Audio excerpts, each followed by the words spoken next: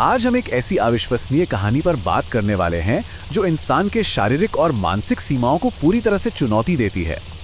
जब कोई ऐसी रुकावट सामने आए जो बिल्कुल नामुमकिन लगे, तो इंसान का संकल्प किस हद तक जा सकता है। आज का हमारा ये स्रोत एक ऐसी ही रोंगटे खड़े कर देने वाली कहानी पेश करता है।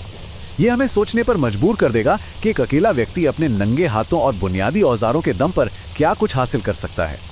जरा एक पल के लिए सोचिए, क्या एक अकेला इंसान बिना किसी बड़ी मशीनरी या आधुनिक तकनीक के पूरे पहाड़ को चीर सकता है? आम तर्क और विज्ञान तो यही कहेगा कि भाई ये तो पूरी तरह से असंभव है। इंसान की शारीरिक क्षमता की एक सीमा होती है, लेकिन आज हम जिस स्रोत का विश्लेषण कर रहे हैं वो इसी बात को सिरे से नकारता है। ये हमें एक ऐसे जुनून से मिलाता है जहां असंभव शब्द का कोई अर्थ ही नहीं रह जाता। तो चलिए मिलते हैं दशरथ मांझी से, भारत के बिहार राज्य के एक बेहद साधारण से इंसान, जिनका सामना एक ऐसी भयानक और विशाल प्राकृतिक दीवार से हुआ जिसे पार करने के बारे में कोई सपने में भी नहीं सोच सकता था। हम बात कर रहे हैं 360 फीट की। जरा दिमाग में इस तस्वीर को बनाइए।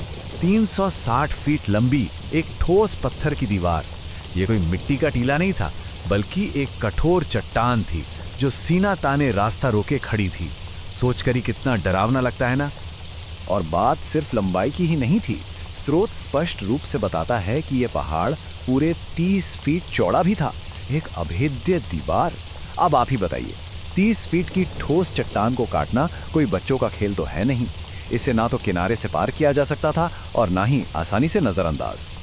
और ऊंचाई 25 फीट। ये 25 फीट ऊंचा पहाड़ किसी जेल की दीवार की तरह एक पूरे गांव को बाकी दुनिया से और सबसे जरूरी चीज मेडिकल सुविधाओं से काट रहा था। लोग अपने ही इलाके में कैद होकर रह गए थे। तो हिसाब लगाइए, 360 फीट लंबा, 30 फीट चौड़ा और 25 फीट ऊंचा, यही वो विशालकाय दुश्मन था जिससे एक अकेले इंसान ने लोहा लिया। और ये लड़ाई कितनी अजीब थी, जरा इसका अंदाजा लगाइए। एक तरफ प्रकृति का खड़ा किया गया एक विशाल, कठोर और बेजान पहाड़, और दूसरी तरफ एक इंसान जिसके हाथ में क्या है?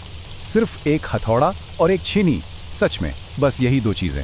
कोई डायनामाइट नहीं, कोई भारी मशीन नहीं, कोई मॉडर्न इंजीनियरिंग नहीं, सिर्फ बुनियादी औजार और एक इंसान की मेहनत। कोई भी इसे देखकर यही कहता कि भाई ये तो शुरू होने से पहले ही हारने वाली जंग है।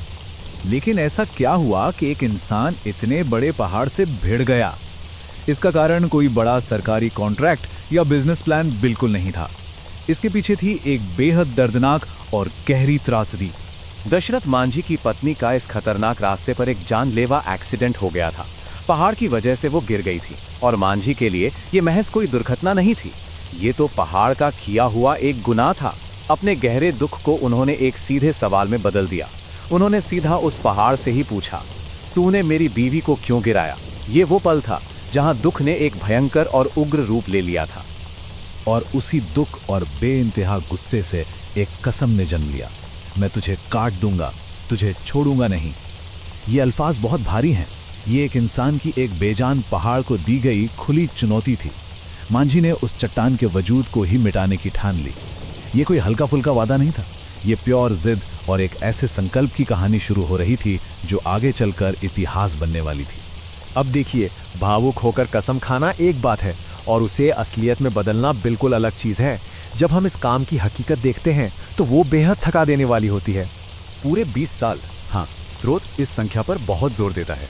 उस अकेले इंसान को उस पहाड़ का सीना चीरने में पूरे 20 साल लग गए। जरा दिमाग पर जोर डालिए।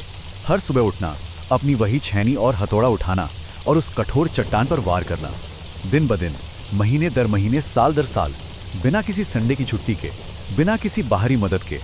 इस हद का शारीरिक और मानसिक धैर्य आम इंसान तो इसकी कल्पना भी नहीं कर सकता। और सबसे हैरान करने वाली बात तो यह है कि यह सब उन्होंने बिल्कुल अकेले किया। जब मांझी पहाड़ से लड़ रहे थे तो आसपास के लोगों, समाज और तमाशबीनों ने उन्हें क्या नाम दिया? पागल। किसी ने आगे बढ़कर उनकी मदद नहीं की।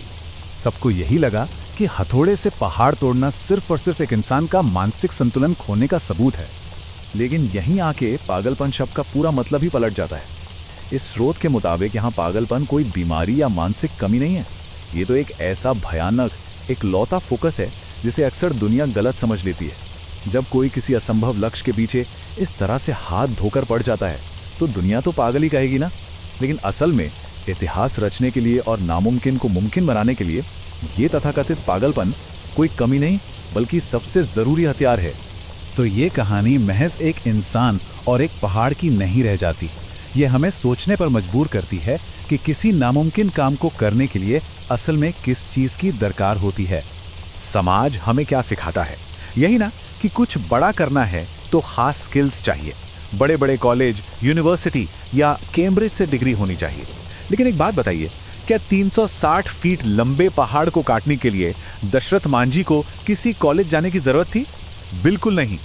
इस नामुमकिन काम को मुमकिन बनाने वाली चीजें किसी क्लासरूम में नहीं पढ़ाई जाती।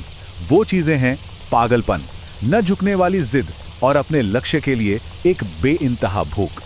सबसे बड़ा सबक यही है कि इंसान के अंदर की आग, उसकी आंतरिक प्रेरणा किसी भी डिग्रियों से बहुत ऊपर होती है। असंभव कारनामे प्रोफेशनल स्किल से नहीं होते, वो होते हैं एक ऐसे अकेले जुनून से, एक ऐसी जिद से जो हार मानना जानती ही नहीं, और एक ऐसी भूख से जो कभी शांत नहीं होती। दशरथ मांझी के पास इंजीनियरिंग की कोई डिग्री नहीं थी, लेकिन उनके पास जो था उसने सारे इंजीनियरिंग के नियमों को घुटने टेकने पर मजबूर कर दिया। इस चर्चा को समेटते हुए ये आखिरी सवाल वास्तव में बहुत गहरा है। हम अक्सर सही समय, सही डिग्रियों या सही संसाधनों के इंतजार में बैठे रहते हैं, लेकिन जरा सोचिए, अगर हम उस इंतजार को इस तरह के शुद्ध जुनून और पागलपन से रिप्लेस कर दें तो और कौन कौन से पहाड़ हिलाए जा सकते हैं। ये स्रोत हमें यही याद दिलाता है कि इंसान का दृढ़ संकल्प हमेशा किताबी योग्यताओं पर भारी पड़ता है। तो अब सोचने वाली बात यह है कि हमारी खुद की जिंदगी के वो कौन से पहाड़ हैं जो बस हमारे जुनून का इंतजार कर रहे हैं।